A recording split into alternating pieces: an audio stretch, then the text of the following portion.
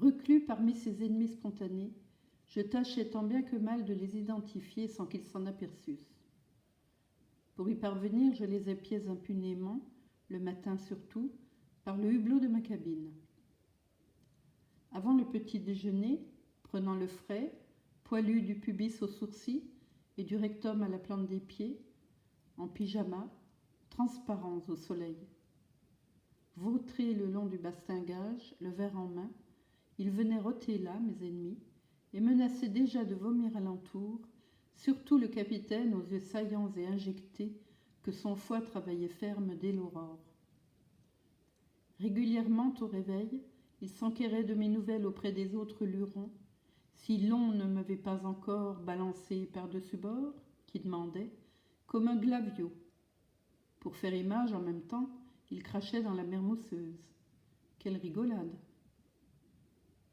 L'amiral n'avançait guère, il se traînait plutôt en ronronnant d'un roulis vers l'autre. Ce n'était plus un voyage, c'était une espèce de maladie. Les membres de ce concile matinal, à les examiner de mon coin, me semblaient tous assez profondément malades, paludéens, alcooliques, syphilitiques sans doute. Leur déchéance visible à 10 mètres me consolait un peu de mes tracas personnels. Après tout, c'étaient des vaincus tout de même que moi, ces matamores. Ils crânaient encore, voilà tout, seule différence. Les moustiques s'étaient chargés de les sucer et de leur distiller à pleine veine ces poisons qui ne s'en vont plus. Le tréponème, à l'heure qu'il était, leur limaillait déjà les artères. L'alcool leur bouffait les foies. Le soleil leur fendillait les rognons. Les morpions leur collaient aux poils et l'eczéma à la peau du ventre. La lumière grésillante finirait bien par leur roustiller la rétine. Mais le colonial, il est déjà tout rempli d'asticots un jour après son débarquement. Elle n'attendait que ces infiniment laborieuses vermicelles et ne les lâcherait plus que bien au-delà de la vie. Sac à larves. Nous en avions encore pour 8 jours de mer avant de faire escale devant la Bragamance, première terre promise. J'avais le sentiment de demeurer dans une boîte d'explosifs. Je ne mangeais presque plus pour éviter de me rendre à leur table et de traverser leurs entreponts en plein jour. Je ne disais plus un mot. Jamais on ne me voyait en promenade. Il était difficile d'être aussi peu que moi sur le navire, tout en y demeurant.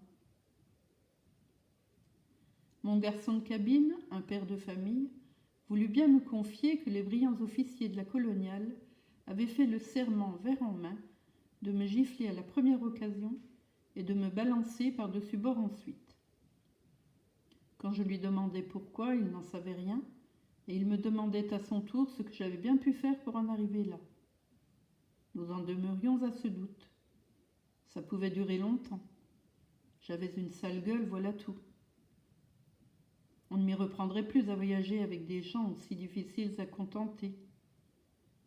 Ils étaient tellement désœuvrés aussi, enfermés 30 jours durant avec eux-mêmes, qu'il en fallait très peu pour les passionner. D'ailleurs, dans la vie courante, réfléchissons que 100 individus au moins, dans le cours d'une seule journée bien ordinaire, désirent votre pauvre mort. Par exemple, tous ceux que vous gênez, pressés dans la queue derrière vous au métro. Tous ceux encore qui passent devant votre appartement et qui n'en ont pas. Tous ceux qui voudraient que vous ayez achevé de faire pipi pour en faire autant. Enfin, vos enfants et bien d'autres. C'est incessant. On s'y fait. Sur le bateau, ça se discerne mieux, cette presse, alors c'est plus gênant. Dans cette étuve mijotante, le suain de ces êtres ébouillantés se concentre, les pressentiments de la solitude coloniale énorme qui va les ensevelir bientôt, eux et leur destin, les faire gémir déjà comme des agonisants. Ils s'accrochent, ils mordent, ils lacèrent, ils en bavent. Mon importance à bord croissait prodigieusement de jour en jour. Mes rares arrivées à table, aussi furtives et silencieuses que je m'appliquasse à les rendre, prenaient l'ampleur de réels événements. Dès que j'entrais dans la salle à manger, les 120 passagers tressautaient, chuchotaient. Les officiers de la coloniale, bien tassés d'apéritif en apéritif autour de la table du commandant, les receveurs buralistes, les institutrices congolaises surtout, dont l'amiral Bracton emportait tout un choix, avaient fini de suppositions malveillantes en déductions diffamatoires par me magnifier jusqu'à l'infernale importance. À l'embarquement de Marseille, je n'étais guère qu'un insignifiant rêvasseur, mais à présent, par l'effet de cette concentration agacée d'alcooliques et de vagins impatients, je me trouvais doté, méconnaissable, d'un troublant prestige.